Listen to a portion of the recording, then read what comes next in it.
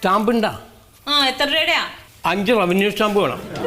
Revenue stamp ഒന്നും ഇവിടെ കിട്ടൂല. പിന്നെ ഇവിടെ കിട്ടും? അത് വല്ല ആധാരം എഴുതുന്ന സ്ഥലത്ത് പോയി ചോദിക്കണം, എനിക്ക് അറിഞ്ഞൂടാ. ആധാരം അതെവിടെയാണത്? എന്റെ പൊന്നു ചേട്ടാ, അത് എവിടെയാന്ന് എനിക്ക് അറിഞ്ഞൂടാ. ഇവിടെ റവന്യൂ സ്റ്റാമ്പ് കിട്ടൂല, ഇവിടെ തപാൽ സ്റ്റാമ്പ് മാത്രമേ കിട്ടുള്ളൂ.